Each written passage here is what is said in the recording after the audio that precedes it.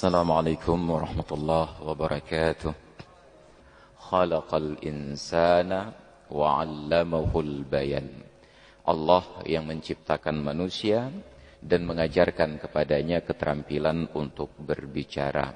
Maka paduan dari dua perkara tersebut, kemudian kita lihat bahwa di dunia manusia segala sesuatu dipahami dari dialektika, dari bahasa, dari kosakata yang dipilih.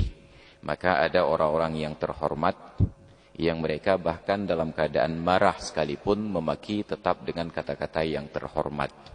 Ada orang-orang yang hina, yang bahkan mereka dalam keadaan senang dan bahagia sekalipun yang terucap dari mulutnya adalah kata-kata yang hina pula. Maka kualitas ucapan yang keluar menentukan derajat dari para pemilik mulut tersebut. Karena tidak mungkin di dalam sebuah teko yang berisi dengan kopi, pada saat dituangkan yang keluar adalah air putih ataupun air teh. Tetap mengeluarkan isinya. Maka Rasulullah adalah manusia dengan kualitas pembicaraan dan pilihan kata yang paling tinggi di dunia.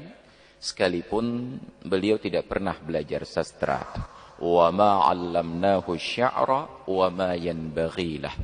Tidak kami ajarkan sastra kepada Muhammad dan syair itu pun tidak patut baginya. Tetapi kemudian sejarah mencatat para ulama sangat dimudahkan ketika memilah dan memilih di antara hadis-hadis Nabi antara yang sahih dan yang dhaif hanya dari melihat struktur kata ataupun gramatika bahasanya. Apabila ada yang cacat, itu sudah pasti bukan Nabi yang mengucapkan. Karena beliau dengan kualitas pembicaraan dan bahasa yang paling tinggi di dunia. Maka dalam bab itu pula, kemudian para ulama menyusun.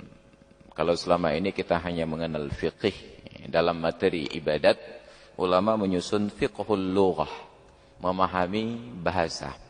Fiqhun memahami al-lughah, bahasa. Maka pada sebutan-sebutan untuk hal tertentu, derajat naik dan turunnya itu pun memberikan pemahaman yang berbeda dan istilah yang berbeda pula. Seperti jur'ah, keberanian. Bahkan dalam bahasa kita pun ada tingkatan. Keberanian sebuah sifat yang terpuji, tetapi untuk segala sifat yang terpuji itu ada batasan. Tidak boleh lebih tinggi dan tidak boleh lebih rendah.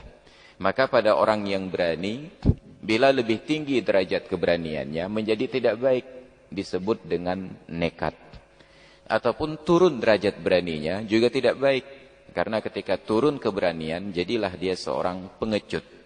Nekat, berani, dan pengecut, pada tengah-tengahnya terdapatlah kata berani. Orang yang dermawan juga demikian.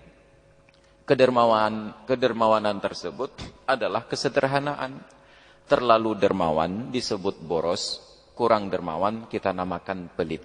Maka disusunlah oleh para ulama tentang fiqhul lughah, memahami ungkapan dan bahasa.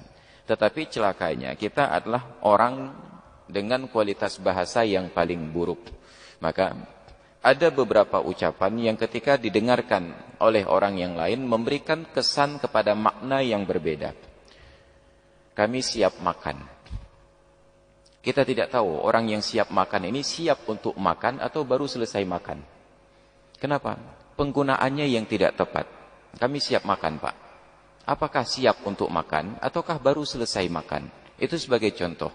Maka di dalam bahasa Arab dipakailah istilah mufrad, tasniyah dan jamak. Tetapi kemudian ketika bahasa Arab tersebut diserap ke dalam bahasa Indonesia, memberikan pemahaman yang berbeda pula ataupun nuansa yang berbeda. Sebagai contoh, untuk wakil-wakil Allah yang melakukan tugas tertentu sebagai fungsinya, walaupun Allah tidak memerlukan mereka untuk menjalankan fungsi tersebut, kita menamakan makhluk ini dengan malaikat. Malaikat yang dari bahasa Arab itu berbentuk jamak, malaikatun. Bentuk mufradnya adalah malakun. Tadi dalam salat kita dengar imam membacakan ayat, Qul yatawaffakum malakul mautil ladzi wukkila bikum. Katakanlah wahai Muhammad, kalian akan diwafatkan oleh malakul mauti, seorang malaikat maut wukkila bikum yang telah diwakilkan kepada kalian. Dari pemahaman ayat tersebut ada dua hal minimal yang kita ambil kesimpulan. Yang pertama, setiap orang ada malaikat mautnya sendiri. Qul yatawaffakum malakul mautil ladzi wukkila bikum. Katakanlah wahai Muhammad, kalian dia akan diwafatkan oleh seorang malakul, bukan malaikat, malakul bentuk mufrad, seorang malaikat, wukkila bikum yang telah diwakilkan kepada kalian. Jadi masing-masing orang ada malaikat mautnya. Jadi tidak masalah dalam bencana tsunami sampai 300.000 sekian orang meninggal dalam waktu yang bersamaan. Apakah tidak merepotkan malaikat maut? Tidak, bila setiap mereka hanya diwakilkan untuk satu jiwa. Qul yatawaffakum malakul mautil ladzi wukkila bikum. Yang kedua, Allah menyebutnya dengan kata-kata malakun. Tetapi kemudian dalam bahasa kita tidak membedakan antara mufrad, tasniah dan jamak, antara singular dan plural. Tetap setiap makhluk yang seperti ini kita sebut malaikat. Malaikat Jibril, malaikat Israel, malaikat Mikail.